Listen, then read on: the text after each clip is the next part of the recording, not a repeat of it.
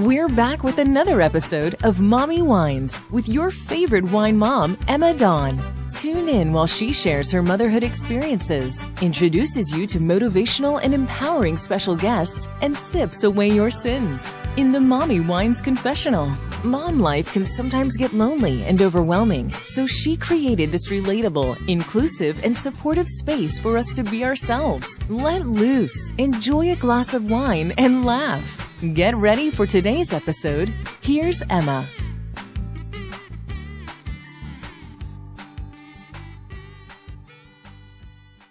Hello? There you are. Oh, are you trying to connect headphones or Bluetooth? Hear me? Kind of. Okay.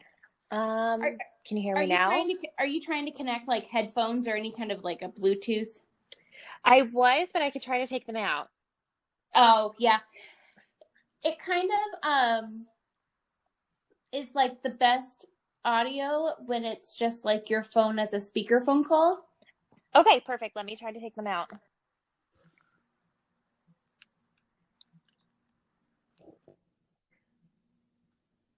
Okay, can you hear me now? That's perfect. Okay, perfect. I always, when I first started doing these remote recordings, which I love, but when I first started doing them, the app was so new, and I was like, oh, it's going to be awesome if I can, it'll be so much better if I can like connect my earpods or my headphones, right? And my headphones would like, I guess, try to connect to my phone, and then with the phone connection, my phone would go in and out of Wi-Fi. Plus, like, I'm in the middle of nowhere mountain country. So, and then like other people would try to connect their headphones, and I'm like, okay, I'm going to try it without it. And then when I started doing it without it, it was so much easier. Oh, well, you know, that just goes to show sometimes it's not the technology, right? Right. I know. It's just better. AirPods have such benefits for so many other things. Apparently just not the Anchor app. That's fine. Noted. We'll keep that in mind. I know. I should put that like in my booking form, because it's always like the first 5 minutes of every podcast is like trying to just get everything connected. Totally. I love doing these remote recordings because it obviously gives me the chance to talk to people I normally wouldn't be able to talk to. Mm-hmm. But I feel like even though it's 2021, everyone is still like just being slingshot into the world of like remoteness. Yeah. That we're just working the kinks out, and that's fine. Totally. You know, it's getting a little better. In the beginning, I had this awful habit of forgetting to unmute myself and things. So I'd be talking and then everyone kind of has this chorus of, you're still muted. So it's one day at a time. Oh, yeah. Luckily, I work for myself because I have had, and we do confessions on this show, and so many of the confessions I've heard, even when people like, you know, tell me multiple confessions, at least one of them has to do with a Zoom call. And I'm like, yes, these are the confessions of 2020, or like Zoom call confessions. That's great. So funny. Hey, wine moms. I am proud to say and celebrate that One Hope Wines has reached over $6 million in donations. One Hope's award-winning wines are made by some of the most acclaimed winemakers in the industry. Blending traditional winemaking methods with modern techniques, each exquisite bottle becomes a catalyst for change. One Hope's commitment to high-quality wine is just as important as their commitment to the causes they support. Through the sale of every bottle, One Hope has donated over $6 million to impactful causes around the world. They have built a school in Guatemala, funded over 19,000 days of clinical trials for breast cancer research, planted an entire forest in Indonesia, provided over 3 million meals for children in need, and found over 80,000 pets forever homes. If you're going to sip, then sip with purpose. onehopewines.com/myshop/mommywines. And if you have a cause that you would like to support, send me a message on Instagram. I would love to host a wine fundraiser with you. Check out the link in the show notes below. Before we start, thank you so much for having me. Oh, thank you for being my guest. I see. Do you live in New York? Because I noticed all of your location tags. Yeah, I do. I actually live right in Kips Bay, so right in Manhattan. Oh, fun. Thank you. I've only Yes, been to New Jersey. I've seen it from like across water. Yeah, totally. But I'm always fascinated. Two of my friends lived in New York City for a really long time, like 5 to, I think the other one was like 8 years. Oh And I'm so fascinated when people live in a big city like that, because I live in like this tiny hamletshireville, like tucked away in like the mountains of like the high desert. And I'm like, oh, wow. Like I look at people's Instagrams, or like I talk to people who are living in like Detroit or Pittsburgh or Chicago or New York. And I'm like, crazy. Like I know people live there, but I'm like, wow. Like millions of people live there. I'm still like, wow, you live there? And people like, they look at me and they see my town of like 1,200 and they're like, wow, you live there? Like, yep. Well, I grew up in a relatively small town in Pennsylvania. So I kind of had the best of both worlds growing up. And we just moved into Manhattan literally 2 weeks before the pandemic began. So I was definitely on the outside looking in for a long time, like, wow, that's so cool. I want to move there. And, you know, sometimes you just got to do it and do the thing. So we moved into Manhattan and we had impeccable timing. And, you know, long story short, here we are. Oh, well, at least you are able to take advantage of all of the DoorDash and Postmates and Instacart.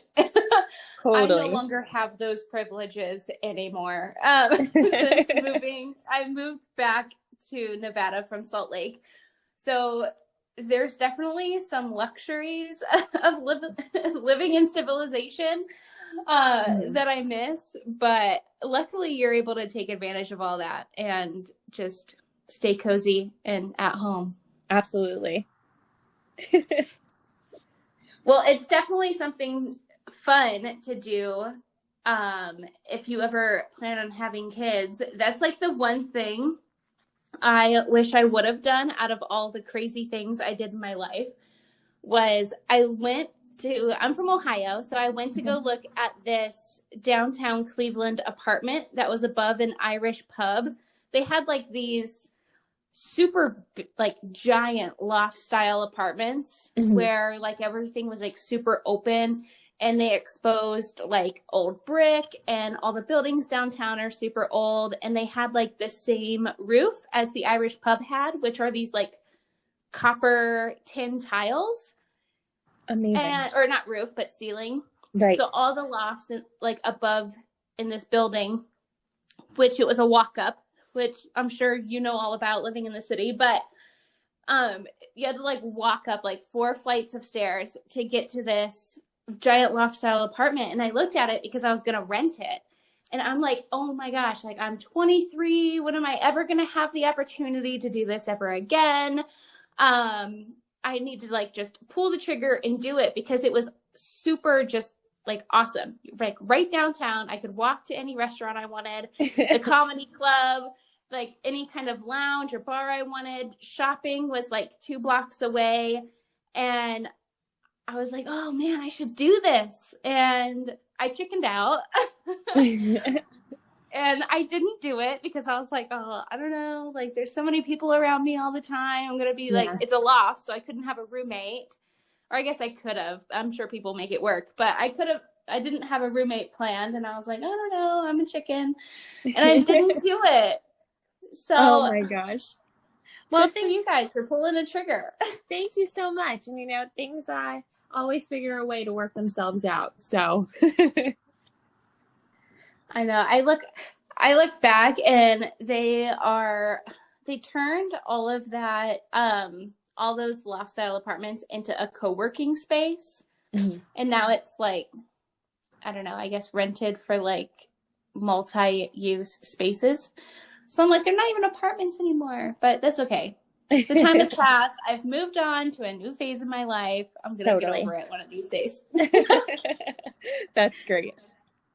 Have you been looking for the right opportunity to finally leave behind your daunting 9-to-5 and live that laptop lifestyle you've been dreaming of? No, no, no. This isn't another get-rich-quick scheme or some MLM. What I'm talking about here is bookkeeping. And yes, you heard me right. Bookkeeping. Bookkeeping is how I am able to live my life without choosing between a career and my son, and how I am living and working around a schedule that's best for our lives, not someone else or office hours. Bookkeeping is one of the oldest administrative positions around, making this not only a common and respected career choice, but with today's technology and cloud-based programs, a position that's in demand and able to be done from anywhere. Bookkeeping is perfect for parents who want or need to work from home, military spouses who have no idea where they're going to be next, college students. If you're studying finance, why not get real on-the-job experience now? Retirees and frequent travelers. Maybe you don't want to carry around a lot of inventory, or you don't want to do any heavy lifting. This is perfect. You can work wherever you're connected. Basically, anyone who wishes to leave behind the chains of a cubicle, go ahead and check out edjconsultinggroup.com. My home bookkeeping masterclass is available under the resources page, but if you would like to join my team of remote bookkeepers, check out the My Team page at edjconsultinggroup.com. So hi, everyone. You might have heard some of that conversation that I'm having with Kylee Lauren on Instagram. She is the founder of Moment of Magic Foundation, which is a nonprofit organization that allows college-age students to provide creative programming to children with medical vulnerabilities. And I could also not even be more impressed with this fellow doodle mom. So everyone, welcome to the show, Kylee.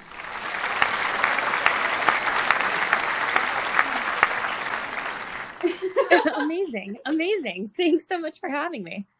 You're welcome. So tell me about this foundation, because it sounds like absolutely incredible. Thank you so much. So yeah, you kind of gave the basic spiel. A Moment of Magic is a nonprofit organization, and we operate on a mission of restoring the magic of believing at a time when a child needs to just be a kid, and reminding them to be brave, strong, and fearless. So the way that we do that is we take thousands of college students from across the country into pediatric hospitals to provide creative programming. So if you've ever seen a princess or a superhero in the hallways of a children's hospital, that's likely the work of A Moment of Magic. Oh, fun. Yeah, it's the best. I am obsessed with, my obsession has recently been rekindled because I have a 4-year-old son. But we have been, throughout the pandemic, just binge watching old Disney classics, Pixar movies, and we make it super fun. We build a little fort or a bed on the floor, and we get popcorn, and my pantry right now is just filled with all those little shakers of popcorn seasoning. I love it. And we get the movie snacks, and we make it a big deal because obviously we're living in a pandemic. But he loves it. He has sparked this whole interest of superheroes. He always kind of likes the bad guy, which I'm a little concerned of. Please don't be a serial killer. So he likes Darth Vader. He likes Buzz Lightyear. And I'm looking at the photos. Not only are these kids so happy, but you have fairies, Thor, Disney princesses, the whole gang, everyone. Yeah, we have over 93 different characters right now. So if you can imagine a character, we likely cast them. And then we also have our own original characters that are unique to the organization. Oh, fun. Who are those? So we started a project in 2017 because looking at the current cast and the canon that's often put out in front of us and in media, there isn't a lot of diversity. And that, diversity includes everything from race to, your body shape, to what your interests are, to even having glasses. There are princesses out there that wear glasses. And when we were visiting children in the hospital, we found that, there wasn't a specific character that they requested all of the time, which might be kind of contrarian to what you might think. You might think that one character would be more, popular than another. But what we found is that children really want to interact with people that they identified with, that liked things that they liked, that shared common interests and values. And when we were looking at all of our amazing volunteers, it's really important to us to be able to cast everyone because there's a space for everyone. And with the work that we do, everyone should be a part of it. So that's why we started Original Characters. And we sent out surveys. We sent out some surveys to kids across the country and asked them, what would they wear? What would their hair color be? What are they interested in? What are their names? And they helped us come up with about 10 original characters. Oh, that's so fun. Thank you. I'm scrolling through. I scrolled through before, but I'm now starting to get a little bit further. Mm-hmm. And I am loving these. Oh my gosh. And these kids look so happy. It really is the best job. And, we picked the name A Moment of Magic because that's really what it is. It's a moment of magic for everyone involved, both the kids and the volunteers, to really, it's just so simple. It's just like a spark of joy of just connecting with other human beings. Oh, that's awesome. And I love that you put kids first. I know there's so many people who could be like, oh yeah, we can just go to a costume shop and dress up and move on. Mm-hmm. But this is really an organization that sounds like you guys are putting the kids once at the forefront of what you're doing. Yeah, I think that that's really important to us. Our mission is twofold. It's to provide students with a really great volunteer opportunity where they can see the impact of their work, and then to provide children with high quality entertainment and almost a distraction while they're in the hospital or facing some kind of difficulty in their life. And, our end goal is to make a child smile once, one child every day, one smile. If we can do that, then we did our job. So doing whatever we can to deliver that in the best way possible. The Fetching Barker is owned and operated by Milo, my 4-year-old son, an inspiration behind all that I do, Zeppelin, our rescue ESA Golden Doodle, and myself, your wacky and adventurous wine-sipping podcast host. Shop the most fetching and eco-friendly, natural, and handcrafted dog supplies. The Fetching Barker has everything your pup needs and so much more. From toys to travel essentials, a wide line of CBD and hemp products, snacks and treats, and so much more. Shop your favorite brands like Pet Head, Becco Pets, Papilla, Pendleton Pet, or find new brands that I'm sure you're going to love. Visit thefetchingbarker.com and feel good that a portion of all profits go to support global conservation efforts. That's thefetchingbarker.com. So I'm noticing even some of your superheroes and things have helmets or either I saw this might be an original, but it kind of looked like a Power Ranger. Okay. Now, are those masks adequate, or has the pandemic that's been going on with COVID kind of slowed things down? Yeah, COVID has really shaken up the world of creative programming for children in the hospital and for our organization as a whole. We made the decision in early March, before March Madness was canceled, before all sporting events and concerts were canceled. looking at our community, we work with a heavily immunocompromised community. And, hospitals are shutting their doors to visitors, and that included us. So luckily, we were already providing virtual programming, and we have had to transition completely to a virtual space. So unfortunately, we're not able to go into the hospitals right now, but we are live streaming, and we do about, 70 calls a week into different hospitals and nonprofits across the country. Oh, wow. You guys are busy. We are definitely busy. It breaks my heart when I hear like all of this stuff. Like, there's so many things that have stopped because of COVID, but sick kids, sick elderly, cancer patients, that stuff doesn't stop. And it just breaks my heart to think that they are all in there, isolated and quarantined to be safe, but also alone. Yeah. Yeah, I think it's really hard, and it's hard because a big part of our mission is to fill that space of when a hospital is scary and bringing some familiarity. And I think that that's really the magic of the organization, because for so many of these kids, they identify with these characters. And, on average, a child in the hospital has almost 40 strangers come into their room every week.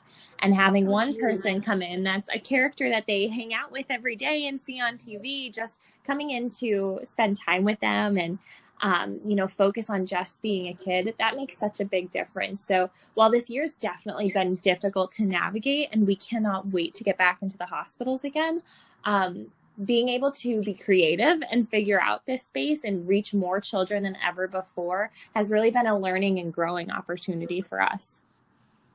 That's awesome. I'm glad you guys definitely, found some wiggle room and ways around it with the virtual visits. Because I remember being a kid and Ariel was my best friend. And I don't care what anybody says. Totally. I feel that.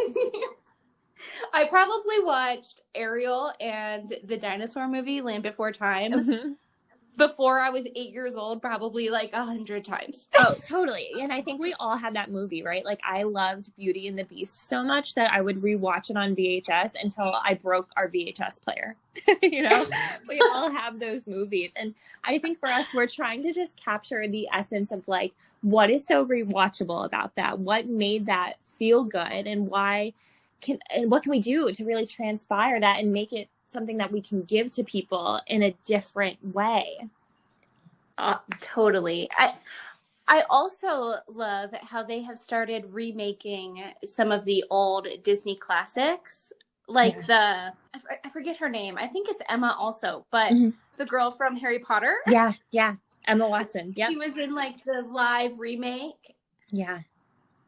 And it's so crazy because like, obviously, like, now I'm a mom, I can watch these movies with my son, but now that I'm watching them, like just as an adult, it's like a whole new experience. Yeah, totally. And I think that the really cool thing about a lot of the movies that have come out, and, something that we put a lot of emphasis on with our characters, is not just what they look like, but it's what you do, right? So it's really fun to put on a beautiful dress and, go into a hospital, but what are you doing while you're there? How are you treating people? I think that the bigger emphasis that we put on that, it's going to leave such an amazing, long-lasting impact on this next generation. Oh, I hope so. Because especially I have decided to cancel my cable subscription because I just can't handle the real world anymore. I'm like, so anything that makes the world a better place, I am like a huge advocate for. Yeah. So I'm like, okay, no longer watching the news. Like, I used to be one of those people that was not like a skeptic, but I was like, oh, I want to make sure I know everything so I can make an informed decision. But now the one thing that 2020 has showed me is that I don't want to get on social media and look at negative things or watch TV and get like negativity. I just want like a little sprinkle or moment of magic and go on living in like the real world. And I am like working on just cutting out all negativity, and that includes the news and cable. Yeah. So I now have Sports Center so I can watch hockey because we're a hockey family. But yeah, happy things only. I'm like gonna just fully embrace the ignorance is bliss.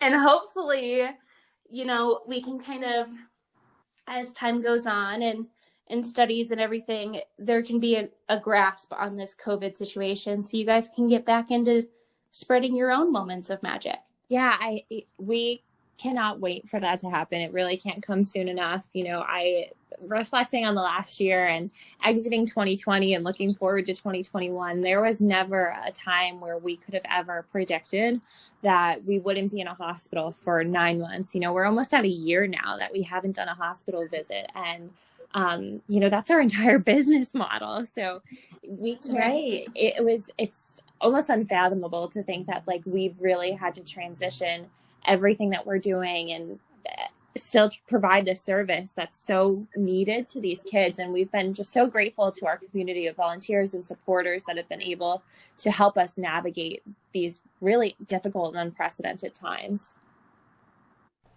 Okay, I have to tell you a secret. Coffee is literally one of my food groups.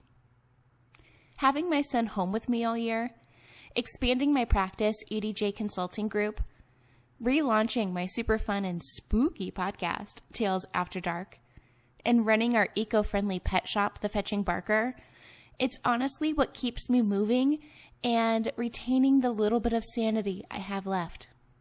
Coffee over cardio is my go-to lifesaver. It's owned and operated by female entrepreneur Abby Scott, and it's all carb-free, sugar-free, keto-friendly, and gluten-free. Like, seriously? It's totally guilt-free. With super fun flavors like birthday cake, cinnamon bun, French toast, vanilla hazelnut, my favorite, and so many more, you can't go wrong. Coffee over cardio even has all your coffee accessories like tumblers, frothers, creamers, and my must-have hydrate that you can add to coffee or water, upping the flavor and the hydration with electrolytes. Abby is seriously a genius. Get 10% off when you use code 10EMMADAWN and free shipping on orders over $85. Once again, that's code 10EMMADAWN.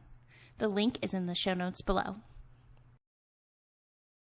So outside of the foundation, what kind of got you into it? What's your background? How did you think to start something like this? Yeah, I am really lucky. I grew up with my parents, and they are both teachers, and they are both really involved in the community. And, you know, volunteership has been a major part of my life since I really can remember. So when I went to school, I went to the College of Mount St. Vincent, which is just outside of New York City. And I was there on a volunteerism scholarship. And I really wanted to find something that I could commit to. I was doing a lot of different activities and different projects for a lot of really amazing organizations. But I really wanted to try to focus in and connect with one. And I've always been really drawn to volunteering in a pediatric hospital or pediatric oncology and learning more about it. But it's really hard to find a volunteer opportunity that was hands-on and less fundraising or research-based. So, you know, just kind of kept that in the back of my mind to keep my eye out for something. And I happened to be home with my parents for Christmas break, and they were flipping through the channels and Frozen was on TV. And my mom just kind of made a passing comment that was like, "Oh, you kind of look like Elsa." And, you know, I'm sure you had this moment when you started this podcast, but it's kind of like this epiphany, like aha moment where things just came together, and it was just very clear that this is something that I could do. It's a way that I could help. And slowly the pieces started coming together, and I went the first time and wouldn't stop talking about doing it. And, you know, suddenly it became all I wanted to do. Oh, that's awesome. So are you still a princess, or are you kind of in the background now? It's a little bit of both. Now the organization has gotten so big that I do a lot of the administration and strategic growth side, which has been really amazing to kind of tap into like an entrepreneurial spirit I always thought I had, but didn't know I could muster up. But the really amazing thing has been being able to connect with families from really around the world as myself. And getting to see kids go from their first day of kindergarten class to graduating the 6th grade and getting to watch them through their treatment process and staying connected in that way has been really incredible. Oh, that would be incredible. Now, is this something you do full time? Is running this organization, Moment of Magic, a full-time gig? Yes, so it is my full-time job. What an awesome job. Yeah. Can we trade? Because I'm a bookkeeper by day.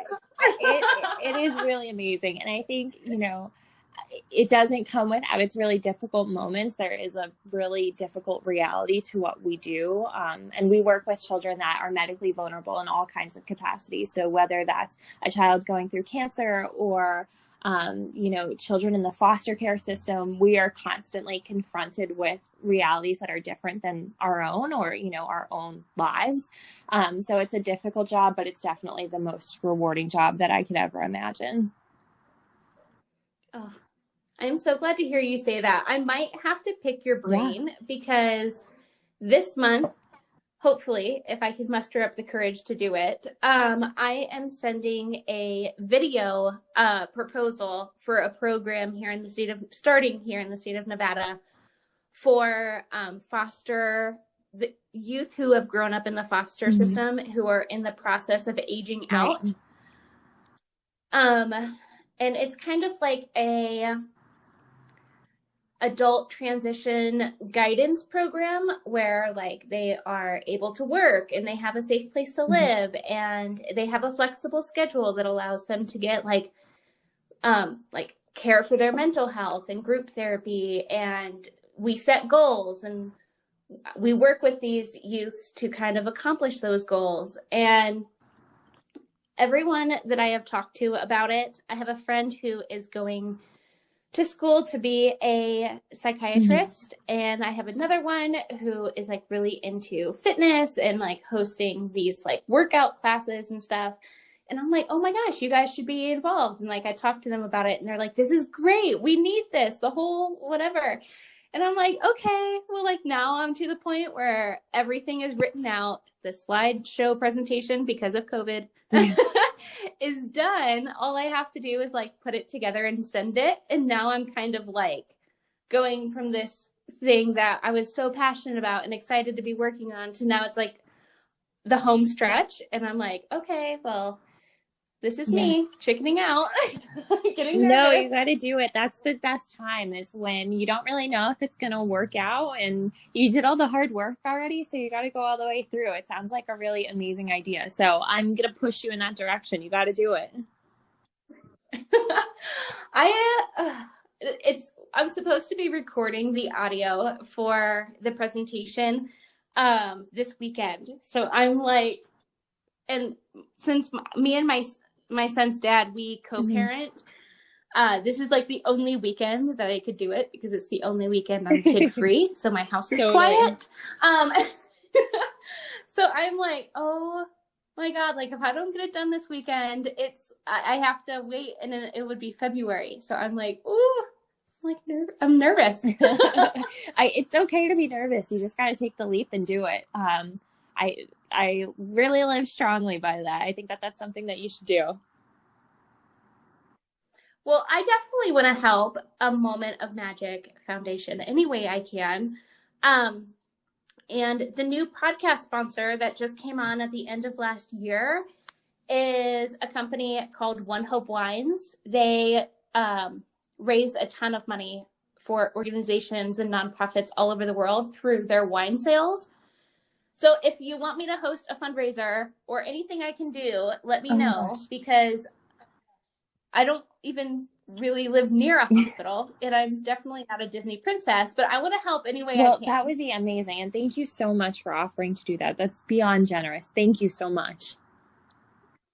You're welcome. If I if all it takes for me to help nonprofits is to drink wine, then I will make that sacrifice for you any day. I love that. That's great. And, one of my favorite statistics about our organization is just $5 helps us reach another child in need. It literally is just a $5 sponsorship. And I totally agree with you. If it was as easy as drinking wine, which in this case it sounds like it is, I am so down. So thank you so much. You're welcome. We'll have to do a live or something. But they just sent out new financial reports for the end of the year, I think it was. And they hit, I think they've only been doing this for 2 years, $6 million in donations, which is incredible. Crazy. That's absolutely incredible. That is so awesome. But I did give you a little forewarning in the beginning of the show, but we do confess on the Mommy Wines podcast.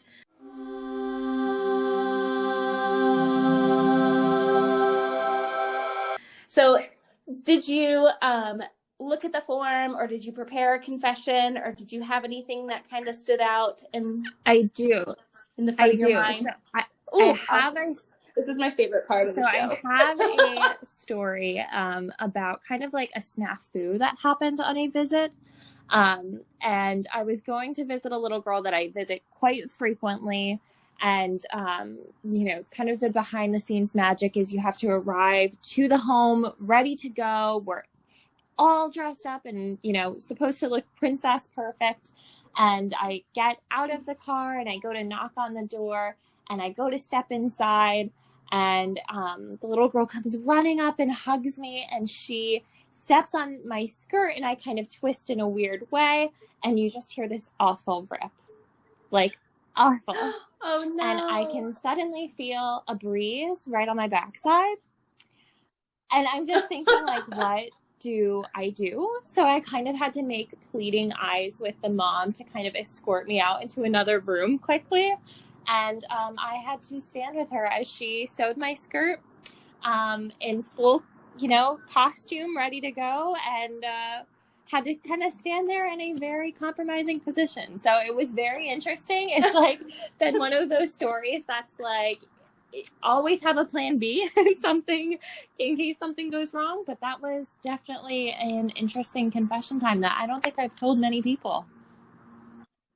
Oh, well, I'm glad that you were able to share it with me today, because it's definitely my favorite part of the podcast episodes is the confessions, because they're always so unique and so funny. Hopefully Hello Kitty Panties went along. That would just put it over the roof. Yeah, it was it was interesting, to say the least.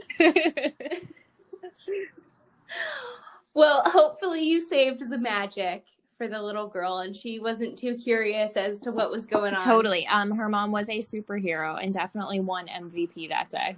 Moms are the best. That literally is what it comes down to. Oh, that's awesome. Well, go ahead and share with everybody where they can find your foundation online and find you on social media. Yeah, absolutely. So you can find A Moment of Magic at amomentofmagic.org. If you want to donate, find out more about the organization, or even recommend a child for us to visit, you can do that all there. Just as a plug, all of our visits are absolutely 100% free always. So please consider taking advantage of that. Our Instagram is Moment of Magic Foundation, and you can find me at Kylee Loren. Kylee too. My mom had to be a little bit tricky and difficult, and 2 E's instead of an IE. Don't you love that? You're never going to find a souvenir name tag.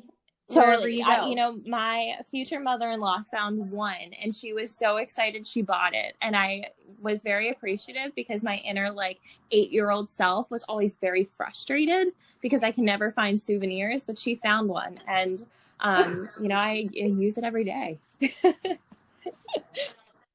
Oh, that's cute. Yeah. My son's name is Milo. And anytime we used to travel a bunch, but anytime now he's like, no, He just spins it and looks away. It's unique, though. That's important. It is. And it's not Michael, which is what his dad wanted to name him. And I'm like, really?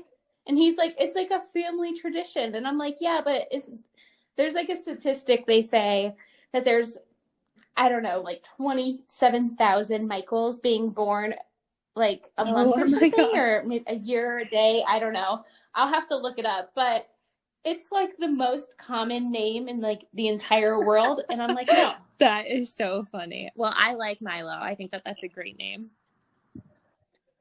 Thanks. And he got to keep his initials. So I'm like, if he ever wants to monogram anything, it's the same. Totally. Well, thank you so much for being my guest today. I loved hearing about everything that you are doing with Moment of Magic. And yeah, I'm going to have to continue just following along and seeing where hopefully the pandemic calms down so you can get back into spreading smiles. Well, thank you so much.